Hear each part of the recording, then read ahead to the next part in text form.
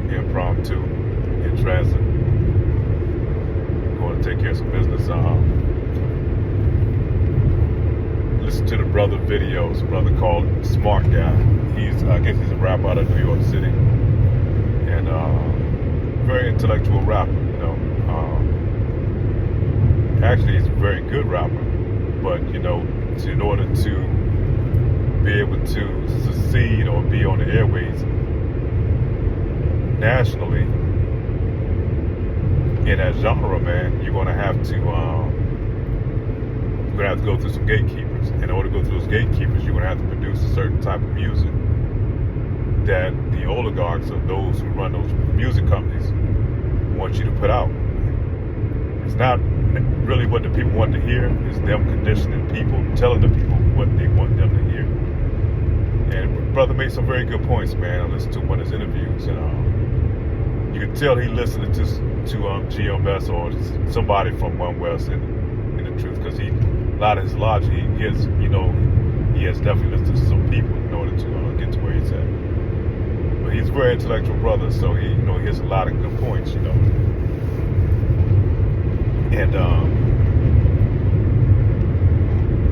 one of the points he was making, like I said, how the music industry, they push this type of music to help destroy the communities and help to break up our communities. And he made a good point, because he they put you in a tight situation and they give you no way out other than have to go through your brother in order to get out. And which kind of gives me the image of, if you ever seen the Batman movie with the Joker, Heath Ledger, and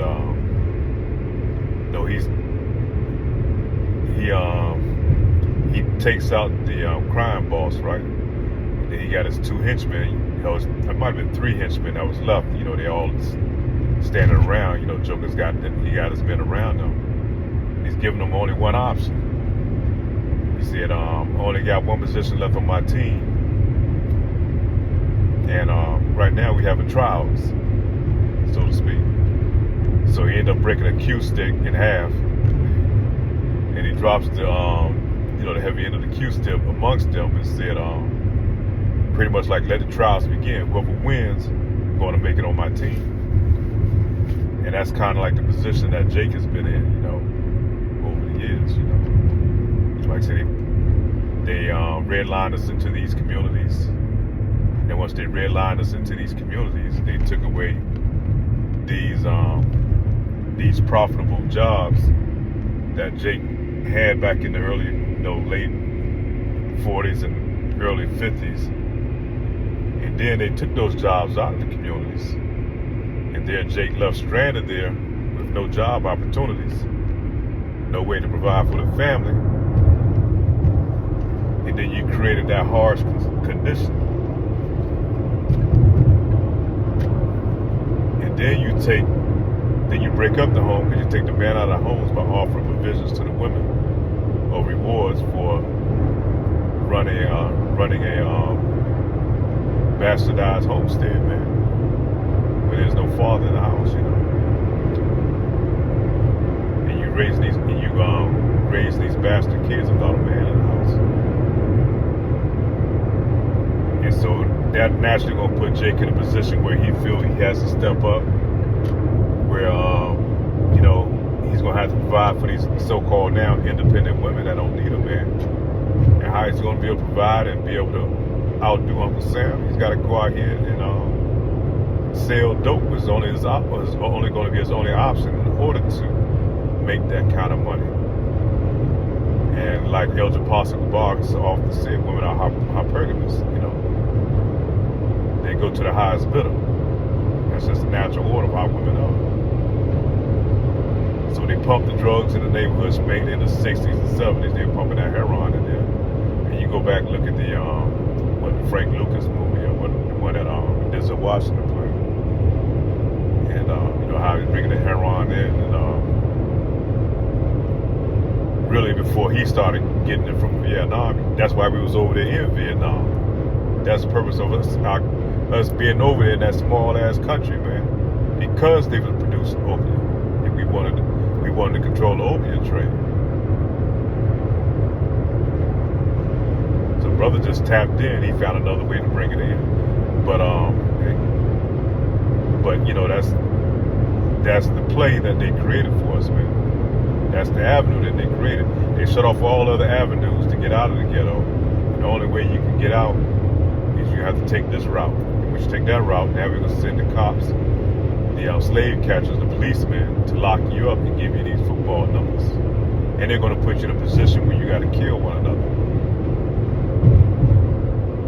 And then they did it again in the 80s, you know, with the crack epidemic.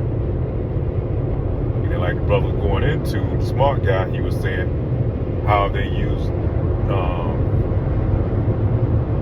the digital weapon, which is that's part of their sport, man. That digital weapon, which is the music. They turned the music, our beloved music, man, that we used to have, man, like Elder Apostle Cabal and others said, man. We had real music in the 60s and 70s, man. That was real fucking music back then. You don't hear that anymore. Now you hear this garbage shit that these oligarchs are pushing out to the younger generation.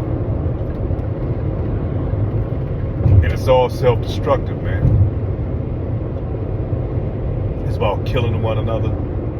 It's about a woman selling her body, being a harlot, and all type of debauchery, man. And a lot of jakes are starting to waking up and seeing the play, man. A lot. And I can say many, but there are a lot, you know. There are a lot that's starting to wake up, man. And it all started from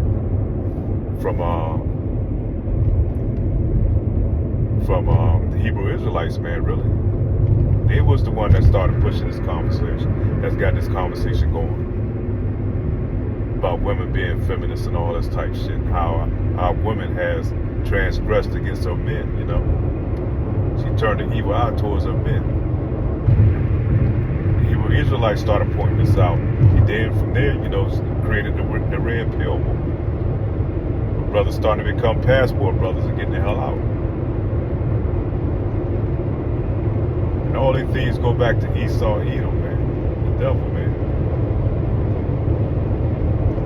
Because you can look back post-slavery, we were outside of their environment and doing on our own.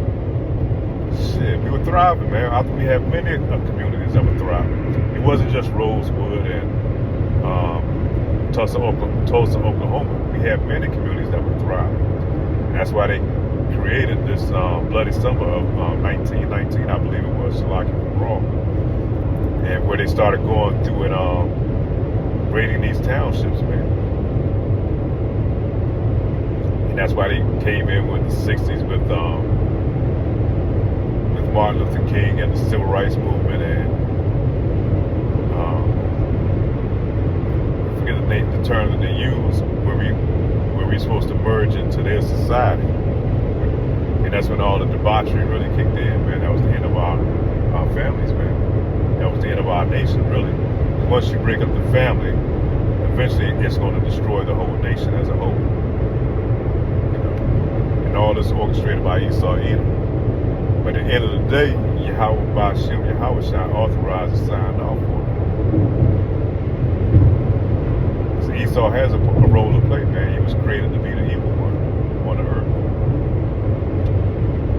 And he's very conniving. He's very wicked. He's crafty in what he do. You know, he can make himself appear like the angel of light, as Scripture tells us. But really underneath, he's a devil, man. He's a devil incarnate, you know. You have the physical demon Satan, and you have the spiritual demon Satan. He's the physical demon representation of Satan, man. Everything about him is like a devil, man. And devil means to deceive, a deceiver. And that's what he does, man. All he does is deceive the whole world. But the Lord is peeling back those blinders, man, that's been on the people, on everybody as a whole, man. And he's now exposing this devil for who he is, you know. Now people starting to clearly see who he is. And you're going to always have those 2/3, man, that's going to reject the truth. They're going to look the other way, which we call willful ignorance, man. back to the movie Matrix, man, that's where, you know, they chose to go back and take the blue pill instead of the red pill. To go back to sleep, fall back in society because they don't want to shake things up. But the Lord is shaking the things up, man. Yahweh Bashem, Yahweh Shah. He's separating the sheep from the goats, man. And 2/3 of our people, man, our niggas, man, our nation, are going to be classified as the 2/3. You know what I mean? Out of 2/3, they're going to be classified as the heathen, and therefore they're going to receive the same judgment, if not more than the heathen.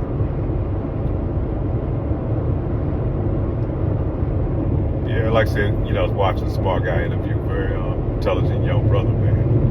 He has a lot of very good points, you know, stuff that he was going over. But I can guarantee that at the end of the day, he got a lot of his talking points from the Hebrew Israelites, man. What they call 34th Street Hebrew Israelites, man. It goes back to One West. A lot of these talking points that you hear today, you know, that start a lot of this truth talk that's going on that you hear about how women being against us, about the who the devil are, you know, about the music industry. They've been calling this shit out for years, man. Just the rest of the nation just now finally starting to catch on. And Shalaki, myself included. I'm not that long in this truth. You know, I always sought the truth, but I've been coming to this truth maybe about 4 or 5 years ago, maybe a little longer. But before then, you know, I was like the heathen of the world, man. I was falling after all these other religions and things. You know, I knew Christianity wasn't it. You know, you can see the hypocrisy in that, you know, right off of the rip, even as a child, you know. But you know, there was something out there. There was a higher power. That there's definitely a higher power, man.